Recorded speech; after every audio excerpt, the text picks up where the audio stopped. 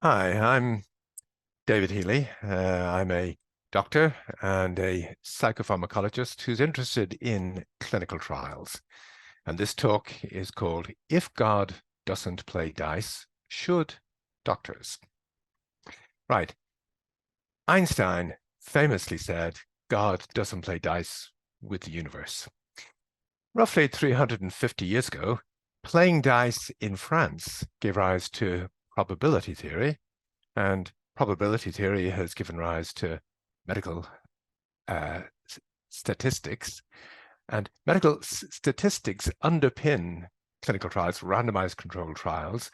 And these are what give doctors confidence to roll the dice of the drugs they're going to give us, and gives us confidence to think it's reasonably safe to take these drugs. Should doctors be this confident, and should we be this confident?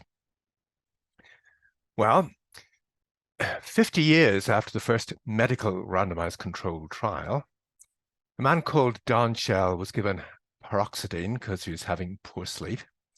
And 48 hours after he was put on this drug, he shot his wife, and he shot his daughter, and he shot his granddaughter, and he shot himself. And his son-in-law, Tim Tobin, took a legal action against GlaxoSmithKline. And the person you see on the right here is Ian Hudson, who at that point in time was the chief safety officer for GSK. And testifying under oath in the legal case that ensued, Hudson said GSK, like other companies, practice evidence-based medicine. They use randomized controlled trials to evaluate and prove their medicines work. And the randomized controlled trials GSK have done show that Paxil, as it's called in the United States, has no adverse effects at all. And in particular, is not going to cause people to commit suicide or homicide. Now, the jury in Wyoming, listening to Hudson and looking at the entire case, figured that evidence-based medicine is wrong. Evidence-based medicine was what was right, and it was evident that this drug had caused Don Shell to kill his family and kill himself. In the longer run, however, Hudson's views prevailed because he became the CEO of Britain's drugs regulator. So this view is ensconced right at the top of the regulatory system in the UK, and in the United States with FDA, and in Europe with EMA and WHO also. And this view that they all share stems from this strange little man here called Ronnie Fisher, who wasn't a doctor, never ran a randomized controlled trial, and wasn't very good with evidence, because when the evidence came out that smoking can cause you to get lung cancer, he poo-pooed it and said, that's crazy. What Fisher was trying to do, though, was to try and characterize expertise, the kind of expertise that you and I have if we were in a plane and we saw 40 guys pushed out of the plane, 20 of them with a parachute on and 20 without. We expect that on the ground later there'll be 20 dead bodies, the people not wearing the parachutes, and the guys wearing the parachutes would actually be alive.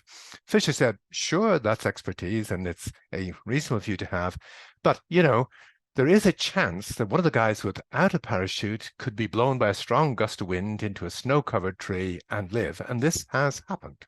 So he said, if by chance 1 in 20 of the people who hadn't got the parachute is alive at the end of the day, it's still legitimate expertise to say that parachutes save lives. The other thing that can make a difference, perhaps, is that one of the guys without a parachute has webbed armpits or webbed feet or whatever, and for some reason they fall much more slowly than the rest of the guys. And randomization, according to Fisher, can take care of that, but it's a trivial thing. A real expert is going to be very few things that he's not going to know should be taken into account. Fisher's expert is a little like Robin Hood, who knows what he's doing to the point where he can split an arrow that's previously at the center of the bow and can do it 19 times out of 20. He knows what he's doing. Compared with Robin Hood, the clinical trials have brought most of the drugs we use, including the antidepressants, for instance, on the market, look much more like this. We don't really know what we're doing. We're certainly not demonstrating the kind of expertise Fisher was talking about. So I guess the question is, do any of the things Fisher was saying apply to the controlled trials that we do in medicine? Now, the first medical RCT was run in 1948 by a man called Tony Hill. And Hill was the person who put the link between smoking and lung cancer on the map. He didn't particularly like Fisher. He didn't believe that randomization was a thing that was going to control for ignorance. He didn't think it had mystical qualities. When he randomized, he just thought this was a fair way to allocate people either to treatment with streptomycin or non-treatment. And I need to tell you that there was a previous non-randomized trial run in the Mayo Clinic 3 years before Hill's trial, which taught us more about what streptomycin does than Hill's RCT did. It showed us that, yes, it works, but people become tolerant quite quickly, and problems can arise. They can go deaf, for instance. Now, here we have Hill, 20 years later, nearly, talking to a group of doctors about controlled trials, saying, we needed controlled trials in the early 1950s because there were all sorts of claims about drugs which didn't really work, and we needed to test the claims to see, did this drug work or not? But now, since then, we've had a ton of drugs for diabetes and hypertension and depression and all sorts of things which clearly work, and they've come on the market without controlled trials. So, we don't really need controlled trials in the same way as we did before.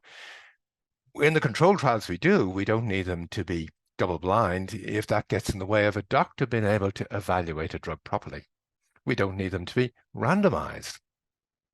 We might use randomized controlled trials to test which is the best drug in class, which is the best antidepressant. But in fact, there's no such thing as a best antidepressant. What might be good for me might be bad for you.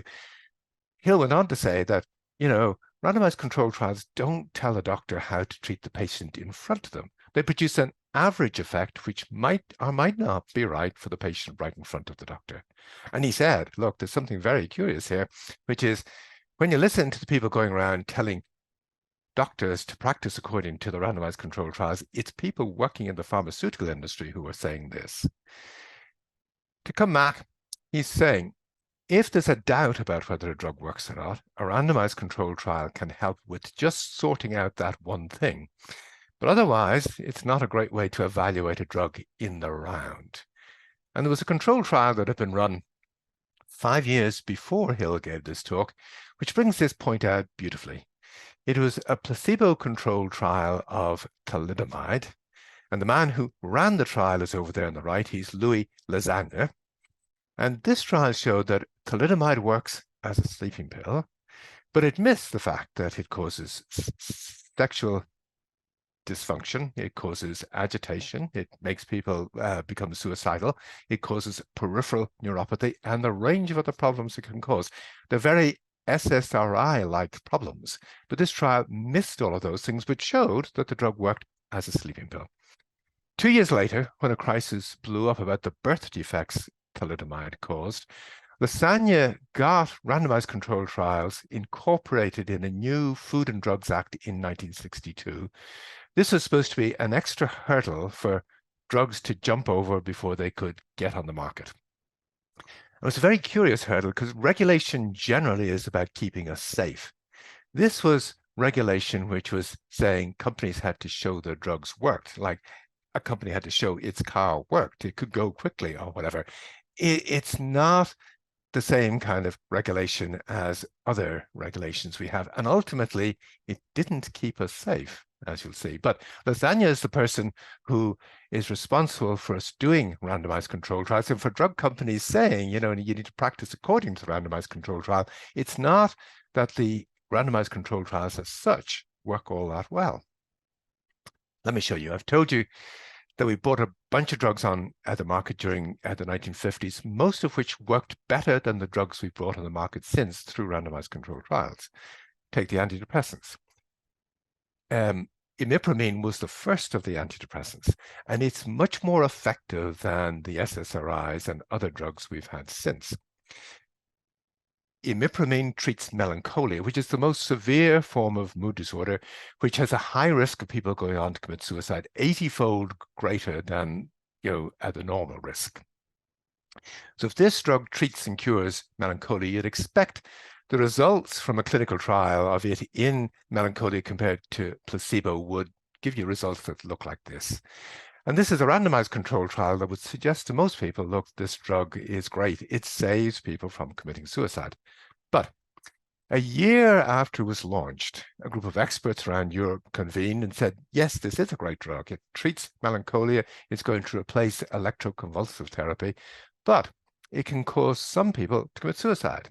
You give them the drug and they become suicidal. You take it away and the problem clears up. You reintroduce it and they become suicidal again. So this is a drug that can cause people to commit suicide, but in a randomized controlled trial might look like it does just the opposite. There's an explanation for this.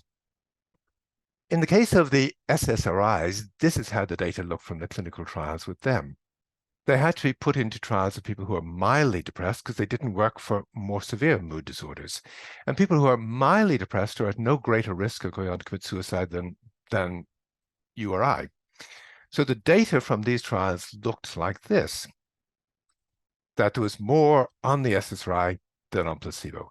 Now, if we put imipramine into the same trials, which we did because it was being compared to SSRIs, the data for imipramine look exactly the same as the data for the SSRIs. So previously we had a controlled trial where it seemed to save lives. Now we have a controlled trial where it seems to cause a problem. And part of what's going on here is that we call these drug trials, but they're not. They're treatment trials or disease trials. If you want to see what the drug is doing, you've got to remove the disease, because every time the disease and the drug cause superficially similar problems, controlled trials can't really work out what's going on. So the companies bringing SSRIs on the market did do drug trials before they did their treatment trials. And in those trials, healthy volunteers went on to commit suicide. They also had sexual dysfunction. They became hooked to the drug and couldn't get off it after only 2 weeks, which let the companies know what the problems were and how to, they began thinking about how to design treatment trials where these wouldn't show up. Now, I've told you there were more people going on to commit suicides in the SSRI trials, and this is true not just of antidepressants, but of most of the drugs we have on the market. There are more dead bodies in the active treatment arm than in placebo. So how do we end up saying that these drugs work? And the answer is that, well, we don't look at whether they save lives. We look at changes on what's called a surrogate marker. And in the case of the antidepressants, this is changes on a depression rating scale.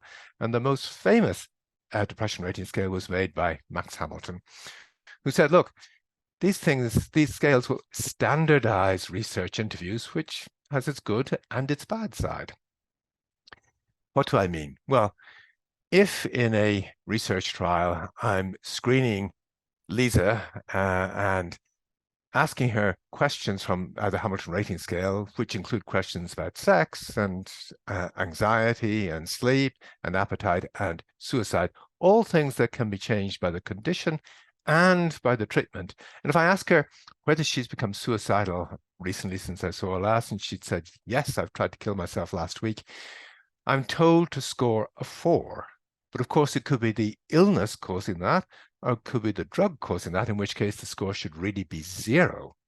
But researchers are not let make that judgment call. They're just told you score according to what the patient says, because if you start thinking about it and making a judgment call, then we aren't going to understand what the results mean.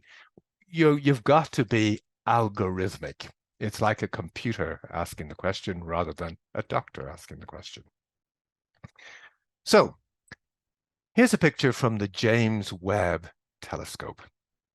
And 200 years ago, the telescopes we had weren't as good as James Webb. And a lot of astronomers couldn't work out whether they were looking at one star, which seemed to be in slightly different places each time, or 2 stars. And Gauss said, look, if the problem is because your telescopes aren't all that good, the errors should fall within a confidence interval.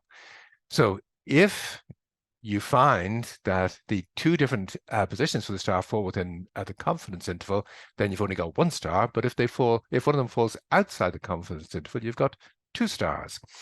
And this use of confidence intervals let us design better telescopes, as you'll see, and ultimately getting to the point of having a James Webb. And confidence intervals came rushing into medicine in the 1980s when all the experts in medical statistics said we need to stop using statistical significance. It's no good. It's wrong. We don't have experts, like Fisher said. We're there trying to estimate what these drugs do rather than say we know what they do and here's a demonstration about what we know. So you've got all these experts on the right-hand side, and this article in the BMJ, which gives you the date for all this, saying stop using statistical significance. Now, confidence intervals look a little bit like this. Here's two confidence intervals for two drugs, a red drug and a yellow drug. And both are dangerous. Let's say they kill you because the data is all to the right-hand side of the line through 1.0.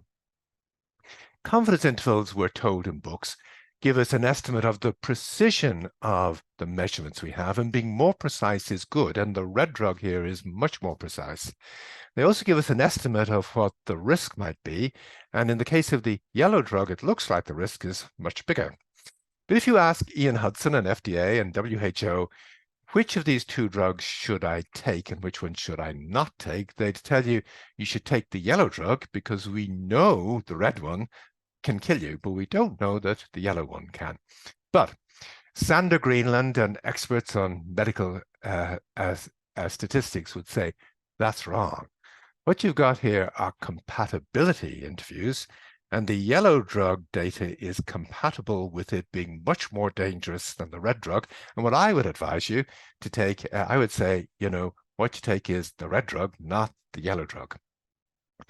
Let me show, people have been saying this for close to 100 years, that, you don't want to assume that either statistical significance or confidence intervals bears any relationship with the real world. Back in 1990, there were claims that Prozac could cause people to commit suicide. And Lilly analyzed their clinical trial data and produced figures like this. And they said, well, look, when we look at trials in people who are depressed, when we look at trials in people with eating disorders, trials in young people, trials in old people, there's no evidence here that our drug causes a problem. And that's because they're saying some of the data from the confidence interval is on the left-hand side of the 1.0 line, and essentially confidence intervals in Lilly's hands and drug companies' hands and Ian Hudson's hands have defaulted into statistical significance, which is what the experts in medical statistics were trying to replace.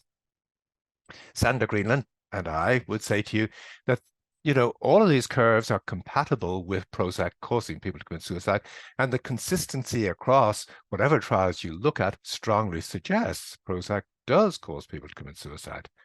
Let me take you a little further into the data. These are some data from the clinical trials that brought these three SSRIs on the market. And you see that under the word screening there was a period of a week or two where people were whipped off the prior treatment they were on. And this is very dangerous because they go into withdrawal. And you see there's a lot of suicidal events happening there. When the companies submitted their data to FDA and other regulators, what they submitted looked like this. They were saying, look, people who are in the screening phase are on no drugs at all. That's the same as being on placebo. So let's just move these events down into the placebo group. Even when they did this, there was an excess of suicidal events on active treatment compared to placebo, but the results were no longer statistically significant. The confidence interval, 95% of it wasn't all to the right-hand side of the 1.0 line. Now, nobody knew about this or paid too much heed to it in 1990, but when concern blew up about children becoming suicidal around 2004, this came to light and the companies were asked, what are you doing? And they said, well, you can see what we did, and FDA could see what we did, and they didn't mind. There was no problem from their point of view, which is not exactly true. People in the FDA apparatus reviewed this and wrote memoranda saying that, look, this breaches regulations. This is not right. But the senior people at FDA said, keep quiet. Not only that, they use the manipulated data by the company to make a case that doing placebo-controlled trials is ethical because people on placebo are at no greater risk than people who are on the drug. Back around 1990, there was a lot of liaison between companies and FDA, which actually resulted in what you've just seen. Was it criminal? Well, I don't think so. I prefer the idea that FDA, who are bureaucrats, adopted a position of strategic ignorance. Their view was it's not our job to create medical knowledge, it's doctors' jobs to do that. But doctors had gone missing at this point in time. The companies stepped in, and they're the ones who began to create medical knowledge then, and increasingly since then. So after the issue about children becoming suicidal blew up, a year or two later, FDA decided we're going to get the companies to submit their adult data again, but they cannot make the manipulations they made before. And we'll see what the adult data look like. And here's the data they got from GlaxoSmithKline. I've summarized it on the bottom line there, and you can see there's a serious problem with this drug. It causes people to commit suicide. But randomization is going to come to GlaxoSmithKline's rescue, because they didn't just do clinical trials in MDD, major depressive disorder. They also did some trials in what's called intermittent brief depressive disorder. And this is borderline personality patients who regularly try to harm themselves, much more often than people with major depressive disorder. But these patients with intermittent brief depressive disorder could be entered into major depressive disorder trials. Now, you don't want to believe any of the data here. I think in actual fact, the data is much worse than you've seen here from GSK. But my point is, if you add the data from the intermittent brief depressive disorder trials, which you see on the bottom line there, to the major depressive disorder trials, all of a sudden, paroxetine saves lives. And this is where randomization comes to the rescue of companies in all sorts of ways.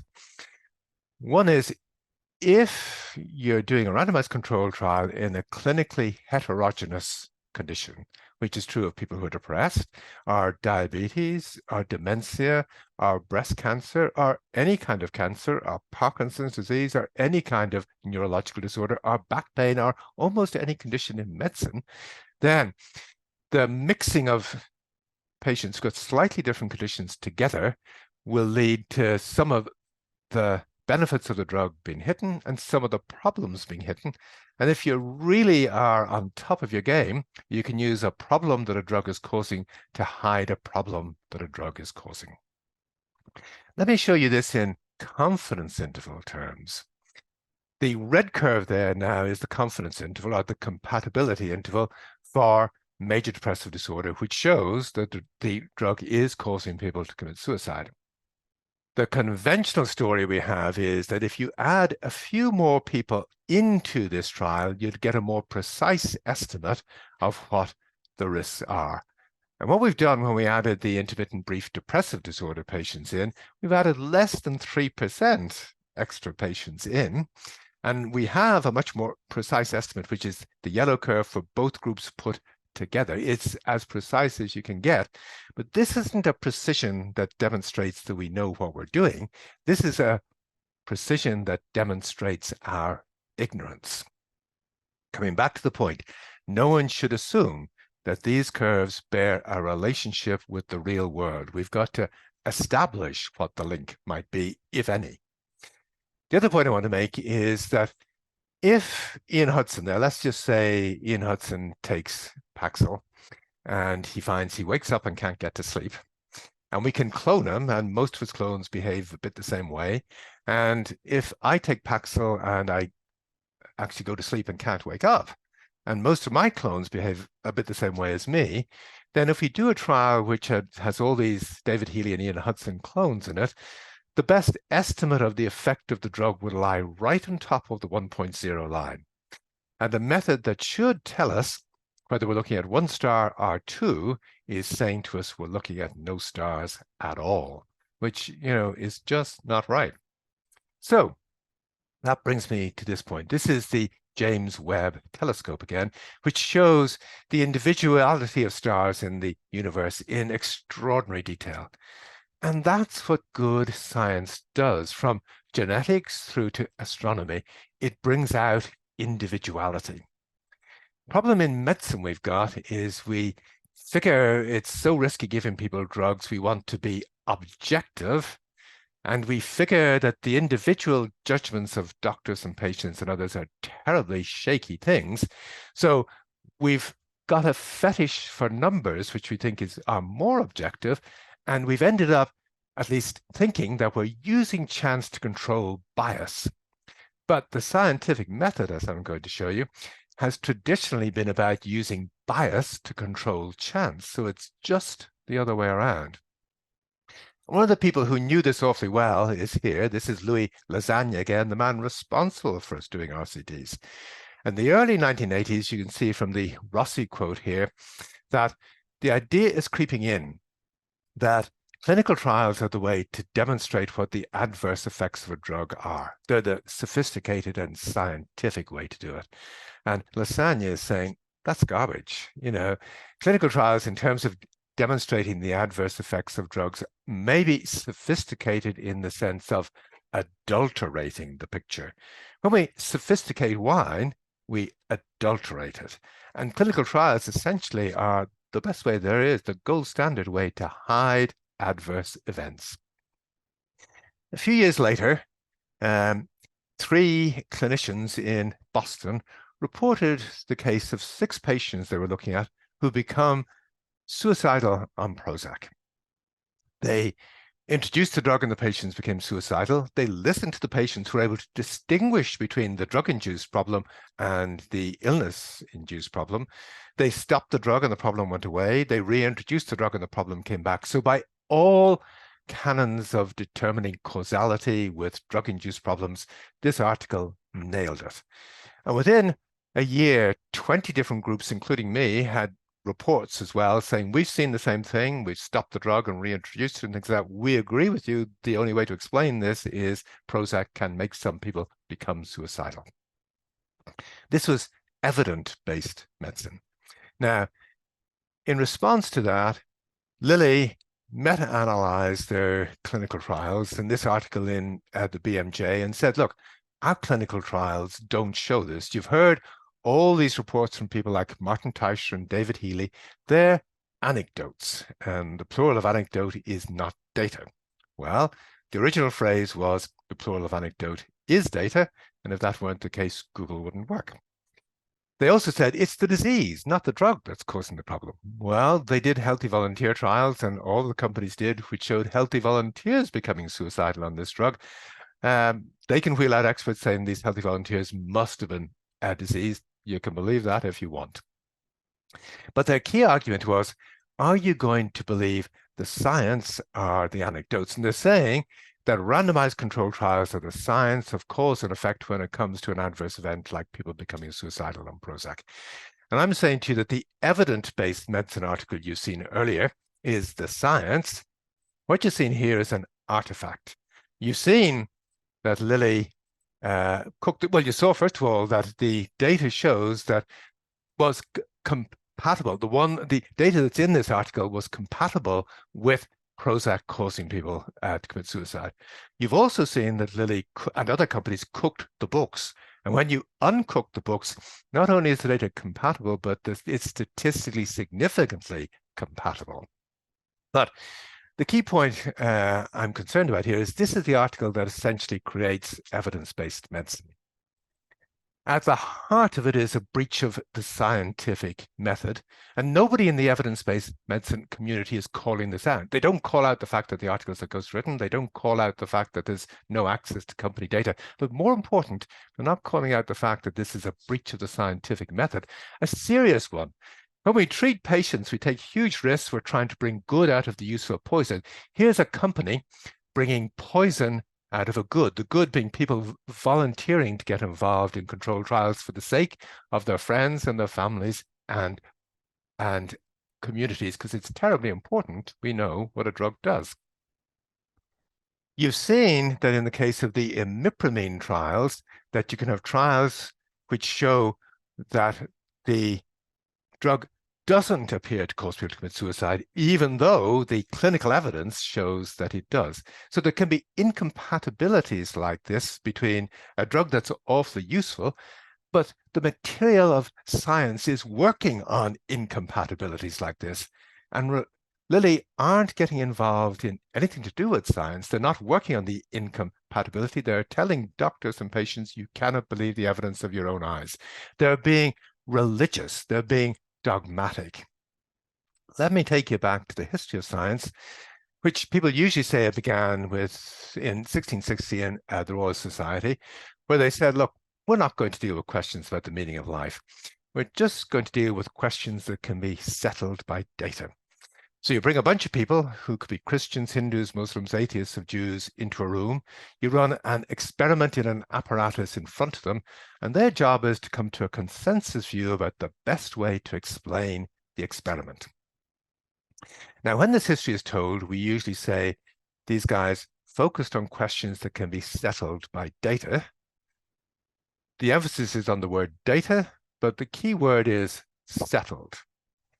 There was no medical statistics or statistics of any kind here. This was single events in an apparatus, and people had to come to a consensus view. Just as 40 years earlier, Walter Raleigh had had his head chopped off for being too close to some Europeans. After his execution, it was recognized that he'd been convicted on the basis of hearsay. That is, on the basis of things people had said he had said or said he had done, but who weren't prepared to come into court to be examined and cross-examined. And the English legal system changed to say jurors, a bunch of 12 Christians, Hindus, Muslims, atheists, and Jews, have to come to a consensus view only about the things they can see happening in front of them. Nothing else can be brought into the frame. So let's return to Lisa. She's much too young for me to have given her Prozac 33 years ago, and she wouldn't have been depressed, so maybe she was a healthy volunteer. But let's say I gave her some Prozac. Well, you know, if a week later she'd come back to me saying she was feeling weird and thinking about killing herself, we'd have an opportunity to stop the drug and see what happened, maybe reintroduce the drug again and see what happened then. We could bring her along to all of you here and have a case conference with you all free to ask her any questions you wanted. And if at the end of the day we decided the only way to explain this is the Prozac caused the problem, and we sent a report into FDA, the first thing FDA would do is to remove Lisa's name from the report and mine and convert it into hearsay, convert it into misinformation. So if any of you later, just in the last few weeks, had gone to a doctor, given you an SSRI, and you become suicidal, and you want to take an action against him or the company or whatever, and told the court, look, there's tens of thousands of reports of people becoming suicidal on this drug, or SSRIs generally, lodged with FDA, the court would look at you and say, tough, that's just hearsay. It's not evidence. On the other hand, if Lisa and I had reported her case with our names attached to it to a good journal, you'd have been able to bring us into court because the court could identify us and bring us along, and we could be cross-examined in front of you so that a jury could work out how credible our view about the drug causing the problem was. Now, in the case of company trials, what you've got is we've got no names linked to them. There's no patients that can be brought into court. Many of the patients don't exist in these company trials. We know that the authors on the authorship line haven't seen any of the patients. The articles have been ghostwritten. They don't know what happened in the trial at all. Company trials are hearsay. They're neither scientific evidence nor legal evidence. So here's Louis Lasagna again towards the end of his career. And he's saying, look, I went around the place in the 1950s telling you guys, you should all do clinical trials. You don't know what a drug is doing unless you're doing clinical trials. And he's not saying that's completely wrong, but he's saying that evidence-based medicine tells me as a doctor nothing about how to treat the patient right in front of me, and doesn't tell me about the adverse effects of these drugs either. So, you know, we need to, if we're going to play a good round of golf, it's great to have an RCT at the bag, but we need a lot more clubs than just one if we're going to work out how to use drugs properly. And this is important because, as I told you, in the early 1980s, that was the point when the idea crept in that RCTs were the gold standard way to work out just what a drug does. And they said, these drugs all work well and there are no hazards. And the top of the curve there for the best life expectancy in the United States was at exactly that time. And since then, because the drugs work so well and are free of problems, people are taking more and more of them. So much so that by 2016, 8 years ago nearly now, 40% of people in the United States were on 3 or more drugs every day of the year. You know, we used to be on 1 drug at most, and only for a short period of time. Now we're on 3 or more every day of the year. And if we're over the age of 65, nearly half of us are on 5 or more drugs. And life expectancy has been falling dramatically since then. We know that if we try and reduce your medication burden, that we reduce the likelihood you're going to go into hospital, we increase your life expectancy, and we improve your quality of life.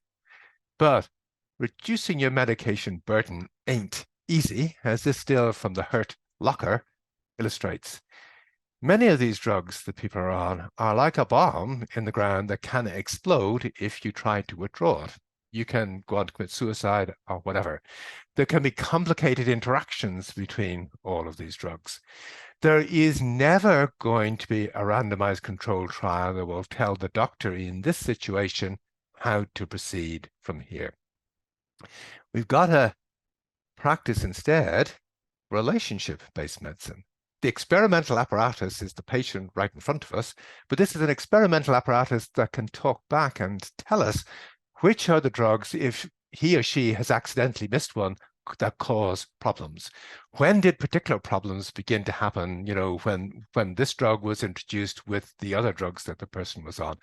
They're a critical person to work closely with in order to try and reduce medication burdens. So let me bring you back to Einstein. Einstein means one shape or one stone. Part of the problem we've got is that medical statistics are wonderful, particularly when we're doing them the way the experts say we should be doing them, but they're producing in medicine an orange glow, which gets in the way of us seeing the individual right in front of us. And part of our problem is we've fetished numbers and mathematics so much. These have trumped the individual judgments of both patients and doctors. Well, mathematics is not just about numbers, it's about concepts and shapes. And for a long time, people have been trying to work out, is there an individual shape, just one stone or tile, which is so individual that you can lay them side by side for 1 billion miles and a pattern will never repeat? And earlier on this year, we found one. A guy working in the north of England came up with this shape you see here, which he called Einstein's hat, in the sense of a one shape that looks a little bit like a hat, which doesn't repeat ever. It's aperiodic. We now potentially have a mathematics of individuality, which we've never had before, which hopefully will potentially underpin the validity of the idea that we are all individuals, and treatment needs to take that into account and treat us as individuals. Thank you.